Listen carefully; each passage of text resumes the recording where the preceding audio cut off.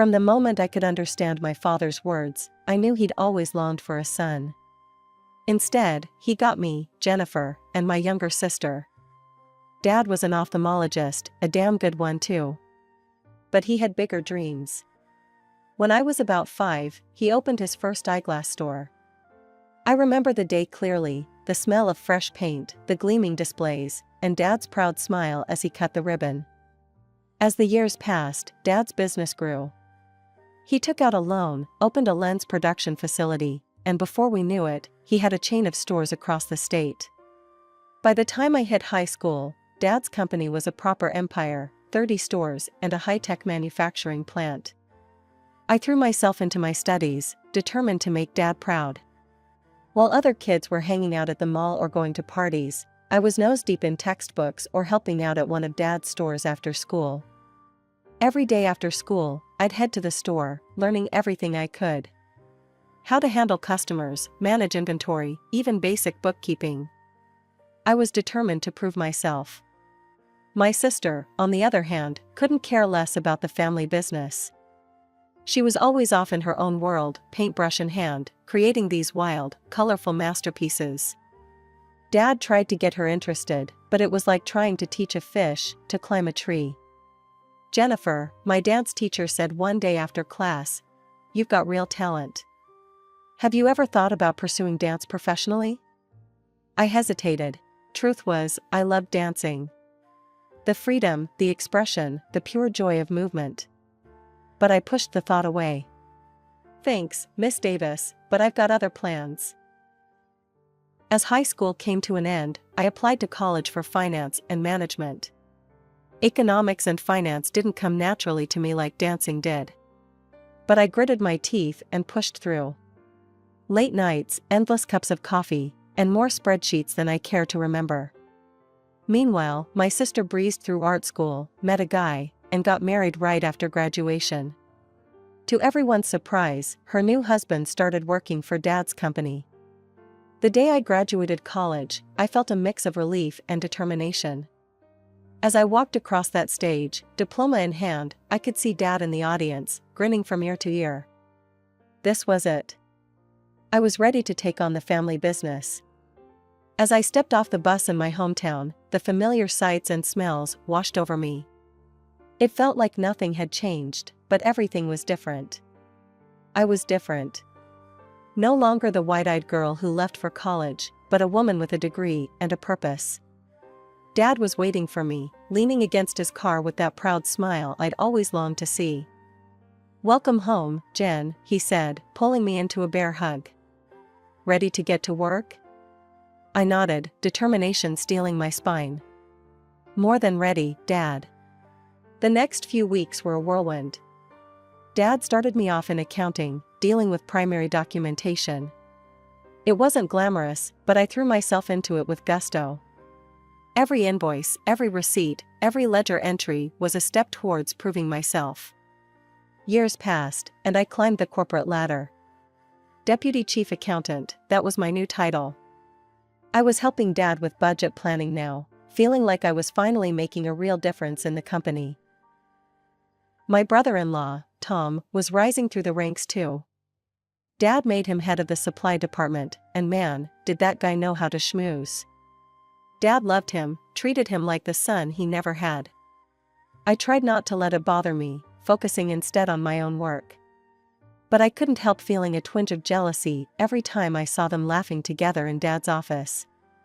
Then came the day Dad called me into his office. My heart was pounding as I sat down across from him. "Jennifer," he said, his face serious. "I've been thinking. You've done great work in accounting, and I think it's time for a change." I held my breath, hoping against hope that this was it, the moment I'd been working towards all these years. "I'm making you manager of our retail chain," he said, smiling. "And Tom? He's going to be my deputy at the lens factory." I felt like I'd been punched in the gut. Manager of the retail chain? It was a step up, sure, but it wasn't what I'd been hoping for. And Tom, he was now second in command at the factory, the heart of our business. "Thanks, Dad," I managed to say, forcing a smile. "I won't let you down." As I left his office, I couldn't shake the feeling that no matter how hard I worked, I'd always be playing second fiddle to Tom. Weeks went by, and I threw myself into my new role. I was determined to prove that I could do more than just crunch numbers. But then, something strange happened. I was reviewing a new shipment of glasses when I noticed some discrepancies in the documents Tom had provided. The numbers didn't add up, and something about the quality felt off. "Hey, Tom," I said, catching him in the hallway. "Can we talk about these documents for the new shipment? Some things aren't quite clear." He barely glanced at the papers. "Everything's fine, Jen. You're probably just overthinking it." His dismissive tone rubbed me the wrong way. This wasn't just about me anymore, it was about the integrity of our business. I decided to dig deeper. I went to the head office and requested a quality check on the latest batch of lenses and glasses. Something wasn't right, and I was going to get to the bottom of it. I was sitting at my desk, reviewing the quality check results, when Dad burst into my office. His face was red, and I could practically see the steam coming out of his ears. "Jennifer," he bellowed. "Who gave you the authority to order quality checks? You're overstepping your bounds, young lady." I took a deep breath, trying to keep my cool. I noticed some inconsistencies in the documents for the new shipment. I was just trying to. "To what?" he interrupted again. "To show everyone how smart you are? To undermine Tom's work?" His words stung. "No, Dad. I was trying to protect our company. If there's something wrong with the products..." "Enough." He slammed his hand on my desk, making me flinch. "You don't have the authority to give instructions to the company or arrange inspections. I'm the head of this company, not you. Do you understand?" With that, he stormed out, leaving me standing there, feeling small and stupid. For days after that, I went through the motions at work. I did my job, nothing more, nothing less. The passion I once had felt like it had been sucked out of me. Then, one evening, Mom called. "Jennifer, honey," she said, her voice excited. "Your father's decided to retire. We want to throw him a party, and I was hoping you could help organize it." I felt a mix of emotions, relief that Dad was stepping down, anxiety about what that meant for the company, and a petty part of me that wanted to refuse just to spite him. But in the end, the part of me that still yearned for his approval won out. "Sure, Mom," I said. "I'd be happy to help." As I planned the party, an idea struck me. Dad had always loved jazz. What if I could get his favorite band to play at the party? It would be expensive, sure, but seeing the look on his face would be worth it. I called Mom to run the idea by her, and she agreed enthusiastically. We decided to split the cost, I, Mom, and Sarah and Tom. I called Sarah next. "Hey, sis," I said. "I've got an idea for Dad's retirement party. What do you think about getting his favorite jazz band to play?"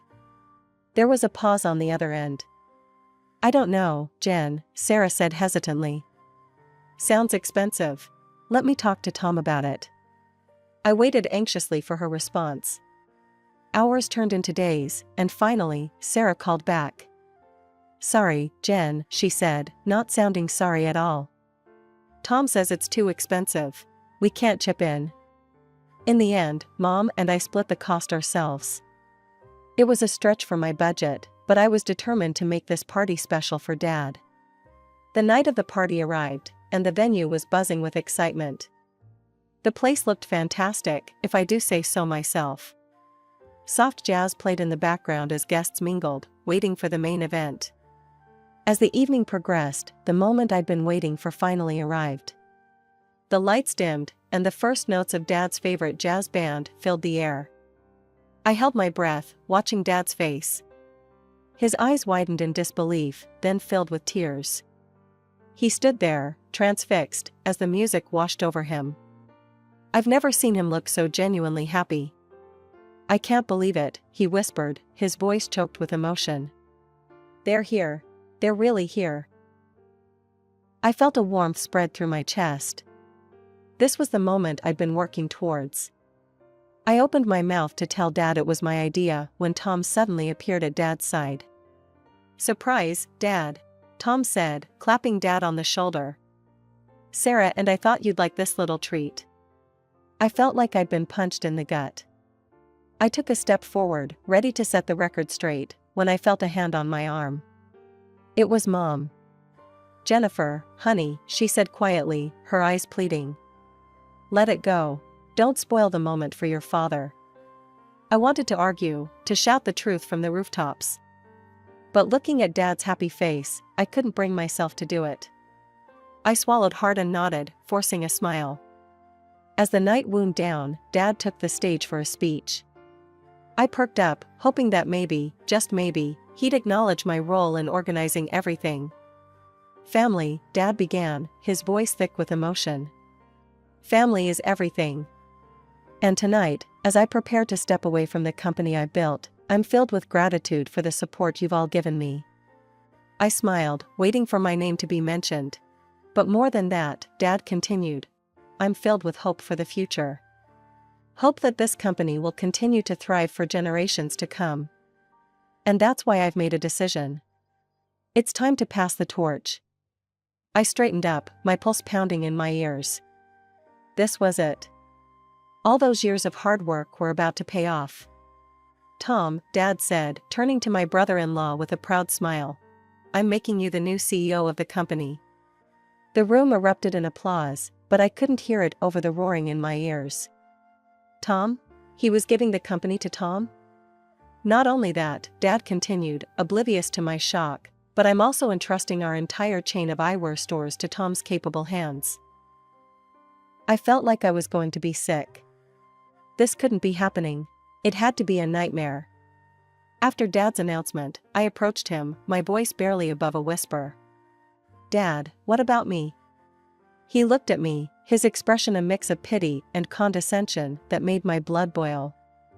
"Jennifer, sweetheart," he said, patting my shoulder, "you're a woman. Which means you're a priori stupid and incompetent in management matters. You don't understand anything about running a company." I couldn't believe what I was hearing. "But Dad, I've worked so hard. I dedicated my life to this company." He waved his hand dismissively. I know, and that's admirable. But let's face it, you've always been more interested in dancing, haven't you? Now you can pursue that without worrying about the company. Leave the business to those who can actually do it." Without another word, I turned and walked away. I grabbed my coat, ignored my mother's concerned calls, and stormed out of the restaurant. As the cool night air hit my face, I finally let the tears flow. A couple of hours later, I was already packing my bags. I didn't know where I was going, but I knew I had to get away. Away from the family business, away from my father's crushing disappointment, away from Tom's smug face. My phone buzzed. It was my sister, Sarah. I almost didn't answer, but something made me pick up. "Jen?" Sarah's voice was irritatingly chipper. "Where are you? Dad's looking for you. He wants to know when you're planning to serve the cake.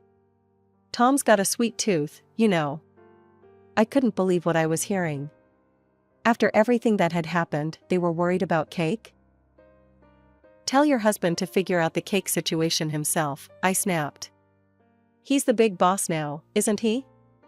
I hung up before she could respond. With my bags packed and my resignation letter emailed to HR, I left town.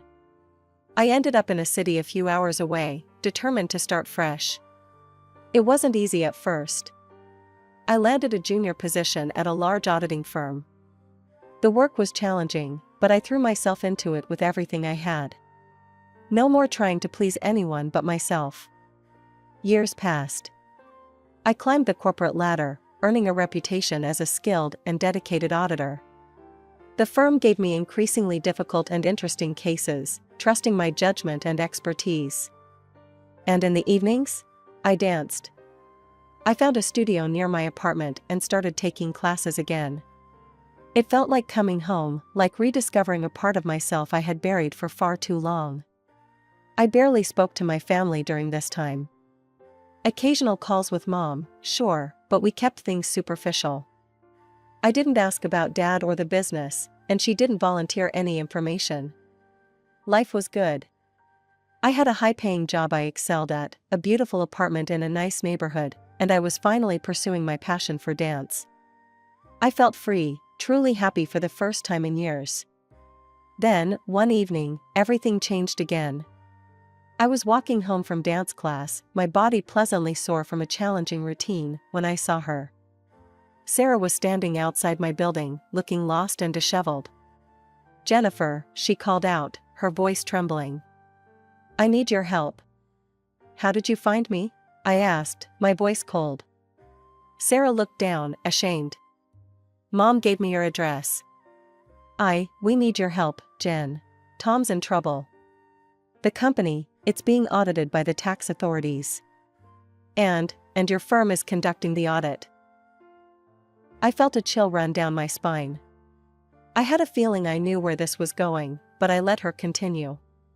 "We need you to influence the results of the audit," Sarah pleaded. Just tell them everything's fine with the accounting. "Please, Jen. We're family." I couldn't believe what I was hearing. "Are you seriously asking me to commit fraud? To risk my career, my reputation, everything I built here?" Sarah nodded desperately. "I'll pay you $100,000. Please, Jen. We're desperate." The realization hit me like a ton of bricks. Tom had screwed up, big time. And now they wanted me to cover for him, to jeopardize everything I'd worked for. "This conversation is over," I said, pulling out my phone. "If you ever suggest something like this again, I'm calling the police." Sarah's face crumpled. She placed a hand on her belly, and I noticed for the first time that she was pregnant. "Please, Jen," she begged. "Think of your niece or nephew. You wouldn't want them to grow up without a father, would you?" I felt a surge of anger. "Your pregnancy doesn't change the fact that your husband is a fraud," I spat. "Now leave, before I call the cops." Sarah's demeanor changed instantly.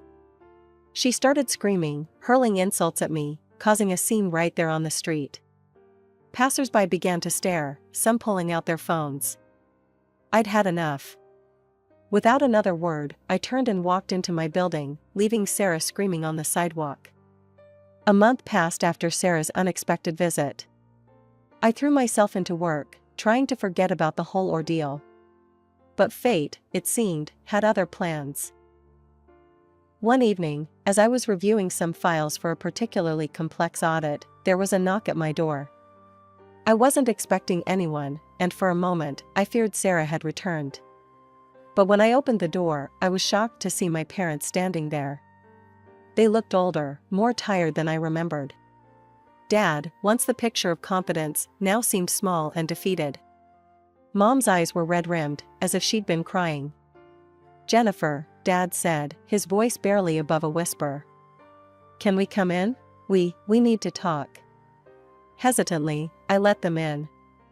We sat in my living room, an uncomfortable silence stretching between us.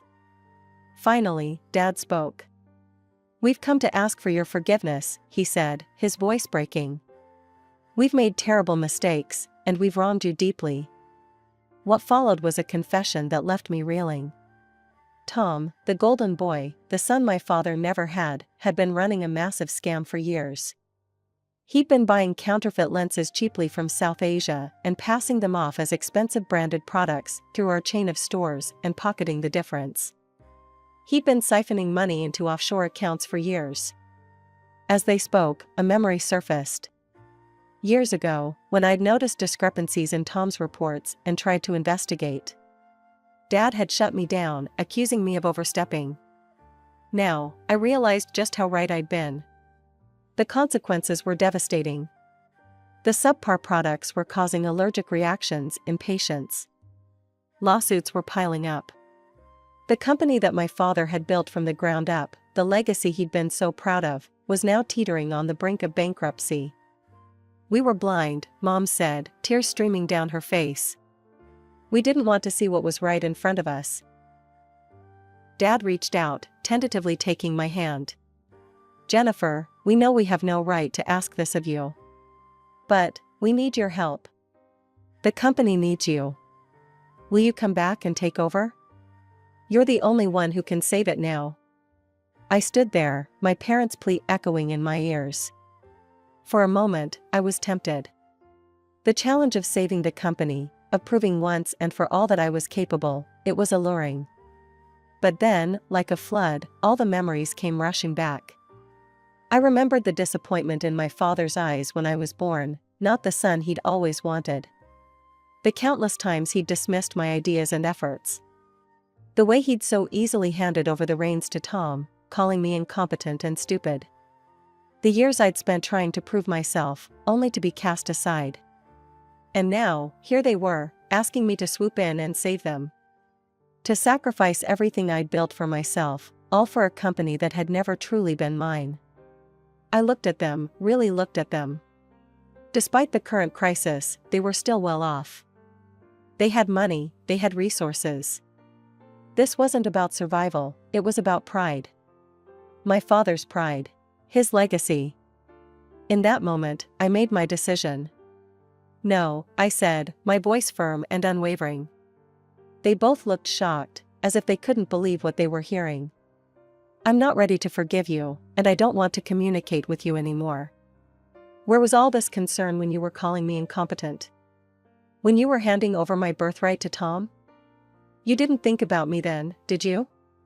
My father tried to interject, but I wasn't finished. And now that you're in trouble, suddenly you remember me? Suddenly I'm capable enough to run the company? No, I won't do it. I won't sacrifice everything I built here to save your pride. My words hung in the air, heavy and final. I saw the hope drain from their faces, replaced by a mix of regret and despair. But it's your legacy too, my father said weakly. I shook my head. No, it's not. You made that very clear when you chose Tom over me. This is your mess. You clean it up. My mother was crying now, silent tears streaming down her face. Part of me wanted to comfort her, but I steeled myself against it. I'd spent too many years trying to please them, trying to be what they wanted me to be. No more. I think you should leave now, I said, moving towards the door. They stood slowly, looking lost and defeated. As I watched them walk down the hallway, looking small and pitiful, a part of me ached. But a larger part felt free. For the first time in my life, I had put myself first. Months passed, and life moved on. I heard through the grapevine about the fallout from my family's crisis. Dad had taken the reins of the company once again. It wasn't easy, but slowly, he was rebuilding the reputation he'd spent a lifetime creating. Tom wasn't so lucky. Fraud, tax evasion, embezzlement, the list of charges was long. He ended up behind bars, his offshore accounts frozen, drowning in fines and debt. Sarah, now a single mother, had moved back in with our parents. I heard she was struggling to adjust to her new reality. Sometimes, I felt a pang of sympathy for her and her child, but I reminded myself that she had made her choices. As for me? Well, life had a funny way of surprising you when you least expect it. It happened one evening at the dance studio. I was lost in the music, my body moving freely to the rhythm, when I noticed him. A man with a camera, capturing the dancers' movements. There was something about the way he looked at the world through his lens that intrigued me. After class, he approached me. "Hi, I'm Alex," he said, his smile warm and genuine. "I hope you don't mind, but I got some great shots of you dancing. You're really talented." We got to talking, and before I knew it, hours had passed. Alex was a freelance photographer, with a passion for capturing moments of pure joy and freedom. As we parted ways that night, he hesitated for a moment. "Listen, Jennifer," he said, a hint of nervousness in his voice. "Would you like to grab coffee sometime? Or dinner, maybe?" I surprised myself by saying yes without hesitation. That was the beginning of something beautiful. Alex and I started dating, and with him, I discovered a side of myself I never knew existed. He encouraged me to be more open, more free-spirited. Through his eyes, I saw the world in a new light. Our relationship developed naturally, without pressure or expectations. We enjoyed each other's company, shared our passions, and supported each other's dreams. For the first time in my life, I was with someone who saw me for who I truly was, not for who they wanted me to be. One evening, as we walked hand in hand through the city park, Alex turned to me. "You know, Jen," he said, his eyes twinkling, "you've changed since we first met. You're more, you. More open, more free. It suits you." I thought about his words, about the journey I'd been on. From the dutiful daughter trying to prove herself, to the woman who stood up for herself, to now, someone who was learning to embrace life with open arms. "You're right," I said, returning his smile. "I do feel different. Freer. Happier." As we continued our walk, I reflected on the twists and turns my life had taken. The pain, the disappointments, the hard decisions, they had all led me here, to this moment. I wasn't the person I thought I'd be all those years ago, working in my father's company. I was someone better, someone true to herself.